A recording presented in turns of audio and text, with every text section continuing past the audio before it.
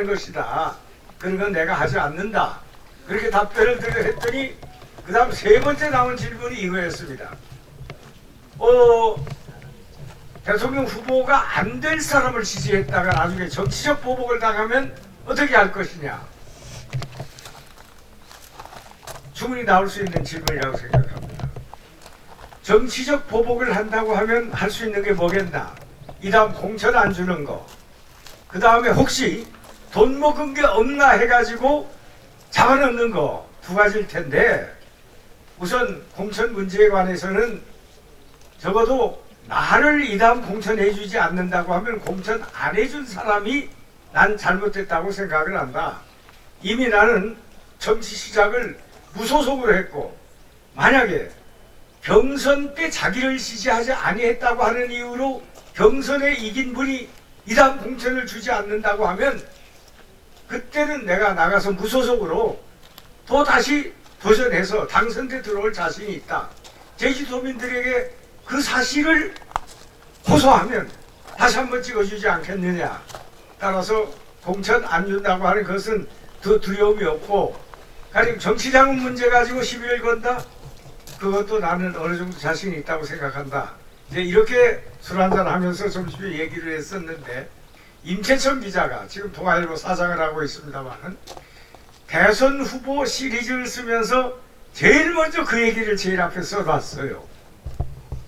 청와대에서는 대선 잠룡 후보들에 대해서 누구를 지지한다 어쩐다 하는 말을 하지 못하도록 지시가 내려왔음에도 불구하고 현경대 의원이 공개적으로 이한동 의원을 지지한다라고 발언을 했다.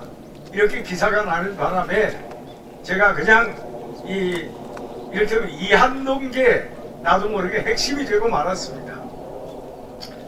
이제 여러분 잘 아시는 것처럼 경기도가 참 크고 도세가 큰 곳입니다. 저는 그때도 지금도 기억을 합니다. 우리 7, 8용이 전국을 돌면서 선거운동을 하면서 유세를 하는데 다른 후보들은 지역세들이 있어가지고 지역에서 상당한 지원들이 있었습니다. 근데 아시는 것처럼 경기도는 워낙 지역이 넓다 보니까 경기도 국회의원이라고 해서 경기도민들이 마음을 모아서 하나로 밀어주고 그러한 것들이 없습니다. 결국 돌아다니다 보면 우리 포천군에 계신 분들 바로 이 지역의 고향 어르신들이 정말 버스 한두 대 가지고 전국을 돌면서 지원 유세 때 응원하러 다니고 했던 그 기억이 아직도 생생합니다. 저는 가끔 그러한 생각도 해봅니다. 최 의원이 내무장관 되고 와 있을 때 얘기입니다.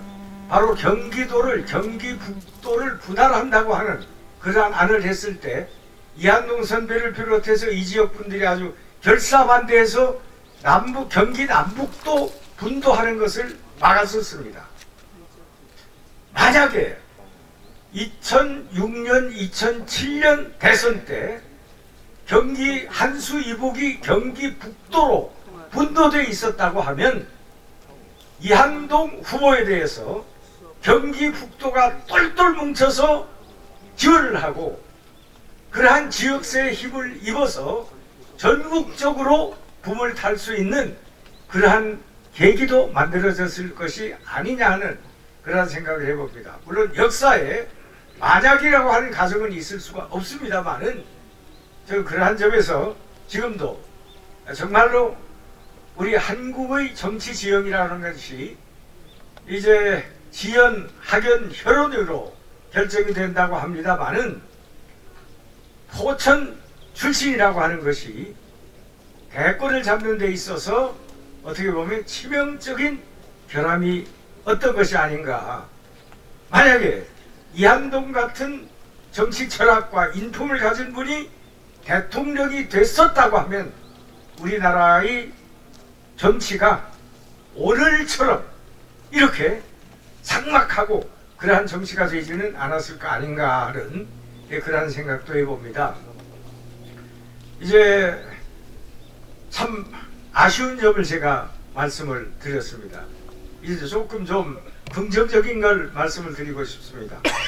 올해가 2023년이니까 우리 헌법, 우리 손으로 직접 대통령을 뽑는 헌법을 개정한 것이, 헌법을 만든 것이 1987년입니다. 1987년에 현행 헌법이 개정이 되었고, 이제 현행 헌법에 의해서 8명의 대통령이 만들어졌습니다. 벌써 36년 세월이 지났습니다. 일제 36년 하면 우리가 상당히 긴 기간 동안 이렇게 생각을 하게 되는데, 되돌아보면 1987년 현행 헌법을 만들어서 바로 시행한 지도 벌써 36년이 세월이 흘렀습니다. 여러분 잘 아시는 것처럼 우리는 87년 개헌이 바로 9번째 개헌이었습니다. 1948년 7월 17일 날 제헌헌법이 만들어져서 제헌헌법에 의해서 이승만 대통령을 선출을 했습니다. 그 후에 8번의 개헌이 있었는데 헌법 하나 가지고 한 사람의 대통령밖에 뽑아본 일이 없습니다. 제헌헌법 가지고 이승만 대통령 만들었죠. 뽑았죠. 물론 이제 그 후에 이승만 대통령 시절에 헌법 개정이 2번 있습니다. 첫 번째 헌법 개정은 처음 우리 제헌헌법에서는 대통령을 국회의원들이 뽑도록 국회에서 간선하는 그러한 제도였습니다. 1952년 6.25 전쟁 와중에 당시 야당이 이원대각제 개헌안을 냈고, 대통령인 자유당에서는 대통령 직선제를 골자로 하는 그러한 개헌안을 냈었습니다. 여야가 치열하게 싸우다가 이른바 발췌 개헌이라고 하는 게 만들어집니다. 여당안과 야당안 내에서 몇 가지씩만 뽑아가지고 개헌안을 만드는데, 이것이 이제 국회에서 통과가 되고 확정이 됐는데, 그게 바로 대통령 직선제 하는 그러한 개헌이었습니다. 1954년에는 이승만 대통령을 3선을 만들기 위해 가지고 3선 개헌이 있었죠. 그때 나온 얘기가 바로 4.4 5.입 개헌 아닙니까? 그때 이제 국회의원이 203명이 있었는데, 국회에서 통과되려고 하면 3분의 2 찬성이 있어야 됩니다. 203명의 3분의 2는 135.333입니다. 그러니까 투표를 했더니 136명이 찬성을 했으면 그냥 통과를 하는데 135명이 찬성을 했어요. 그러니까 국회의장이 부결됐다고 부결 선언을 했습니다. 2, 3일 후에 다시 또 국회를 열어가지고 가결 선포를 했어요. 가결 선포를 한 이유가 뭐냐 하면 135명이 찬성을 했는데 203명의 3분의 1은 135.333이다. 그러니까 4.4 5.입 하면 135.5면은 136명이 돼야 되지만 135.333이니까 0.3 아니냐. 이건 딱 절삭해가지고 135명이라도 가결이 된 것이다 해가지고 가결 선포를 해가지고 이제 이승만 대통령이 바로 영구 집권의 길을 열어주게 그렇게 됩니다. 이것이 바로 4.4 5.입 개헌이라고 하는 거죠. 뭐 그 이후에 뭐 4.19 나서 개헌하고 5.16 나서 개헌하고 유신 개헌하고 이렇게 전부 8번의 개헌이 있었는데, 바로 헌법 하나 만들어 가지고 한 대통령밖에 선출된 적이 우리 역사에 없습니다. 그런데 현행 헌법은 바로 8명의 대통령이 선출이 되었고, 앞으로도 당분간 현행 헌법이 개정되기는 쉽지 않다고 저는 판단을 하고 있습니다. 그러니까 여러분 아시는 것처럼 지난 과거의 8번의 헌법 개정이라고 하는 것은 2가지 이유였습니다. 첫째는 현재 집권하고 있는 집권자가 장기 집권을 빼하거나 아니면은 어떤 정치적 큰 정변이 있어서, 이를테면 4.19, 5.16, 12.6 이러한 큰 사태들이 벌어져 가지고 새로운 정치 질서를 구축하기 위해 가지고 헌법을 개정을 했었습니다. 바로 이러한 이유로 헌법이 개정이 됐기 때문에 어떤 국민적 합의, 국민적 지지 속에서 헌법이 개정된 것이 아니었기 때문에 개헌을 하고 나면 늘 정치적 분열이 있었고 개헌 후유증으로 전국이 안정되지 못하고 오히려 정치권이 분열되고 국민이 더 갈라서서 불만하는 그러한 요소가 있어가지고 늘 정치적 안정을 기하지 못했었습니다. 그런데 여러분 잘 아시는 것처럼 1987년 헌법은, 현행 헌법은 바로 우리 국민들의 민주화 요구를 국회가 받아들여서 사실은 노태우 선언, 노태우 전두환 대통령과 노태우 당대표가 그것을 받아들였다고 그렇게 말씀을 드리는 게 옳습니다. 6.29 선언으로 인해서 바로 개헌 정국의 물꼬가 튀었고 이제 국회에서 재정파 간의 합의를 통해 가지고 개헌안이 만들어졌습니다. 이렇게 국민의 의지, 국민의 뜻을 받들어서 국회의 재정파가 합의해서 개헌안을 만들어서 그랬기 때문에 국회에서 거의 만장일치로 통과가 됐고 국민투표에서도 90% 넘는 지지로 국회 헌법 개정안이 확정이 됐기 때문에 바로 그렇게 생명이 긴 헌법이 된 것이다. 이렇게 지금 평가를 하고 있습니다. 바로 이 개헌 과정에서 우리 이한동 당시 국회의원께서 참으로 여러 가지 큰 역할을 해주셨습니다. 여러분 기억하실 겁니다만은 1987년 6월 10일 날 이제 민정당에서는 다음 대통령 후보로 노태우 당대표를 선출하는 전당대회를 열었고 같은 날 같은 시간에 시청 앞에서는 이른바 직선제 개헌을 주장하는 국민들의 큰 데모가 있었습니다. 이른바 그것을 60대회라고 하는 말로 표현을 합니다만은 이제 이 60대회가 시작이 돼가지고 6월 29일 날 노태우 대통령이 바로 이러한 국민들의 의견을 받들어서 개헌을 하도록 하겠다, 직선제 개헌을 하도록 하겠다라고 선언을 하면서 바로 이제 김대중, 김영삼 등에 대한 사면 복권 조치까지 약속을 하게 됩니다.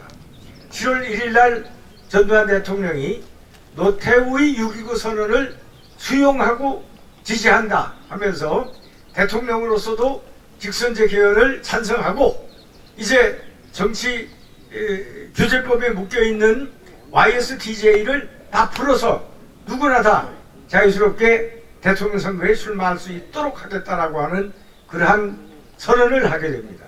이래서 이제 비로소 이제 새로운 헌법을 만들기 위한 작업이 시작이 되는데 그 당시 여야 간의 중요한 쟁점들에 관해서 합의가 이루어져야 됩니다. 그때 이제 민정당에서는 4분 대표를 선정을 하고 YSDJ가 만든 통일민주당에서 4분 정치협상 대표를 선정하게 됩니다. 그때 이제 민정당에서는 우리 이한동 의원님, 권익현 의원님, 그리고 윤일중 의원님, 그리고 또 우리 누구 계시죠? 전주에. 최 의원님, 언론계 출신, 이제 4분이 우리 당의 이제 대표가 돼서 야당 대표들하고 정치 협상을 하는데 잘 아실 것처럼 윤길중 의원님이나 권익현 의원님은 군 출신이시고 우리 최 의원님은 언론계 출신이시고 또 윤길중 의원님은 뭐 여러 가지 참 이 학식과 뭐 높은 분이십니다만은 정말 법률을 잘 이해하고 이 헌법을 제대로 헌법 문제를 가지고 법적인 문제를 협상할 수 있는 분이 우리 이한동 선배님이셨습니다.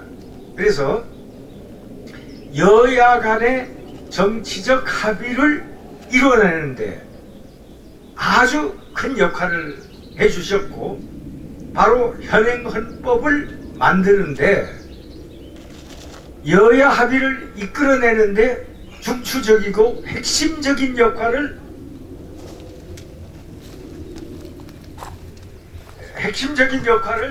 이한동 선배님이 해주셨습니다. 그래서 당시 우리가 우리 민정당에서 낸 개헌안하고 또 야당이 낸 견안하고 서로 정치적 협상으로 풀어야 될 과제가 어떤 것인가 하는 걸 쭉 정리를 했는데 110개 항목을 뽑아내 가지고 바로 8인 정치회담의 책상 위에 그걸 올려놨었습니다. 이제 한 달 사이에 그러한 중요한 정치적 문제에 관해서 큰 틀에서 합의를 이끌어냈습니다. 이제 그러한 합의를 전제로 해가지고 우리 헌법 개정안 기초소위원회, 제가 그때 이제 위원장을 맡아서 이 개헌 작업을 했는데 거기서 이제 그걸 기초로 해가지고 헌법 개정안을 다 만들어서 이제 우리 현행헌법이 만들어졌고, 지금 말씀드린 것처럼 8명의 대통령을 현행헌법에 의해서 우리가 이제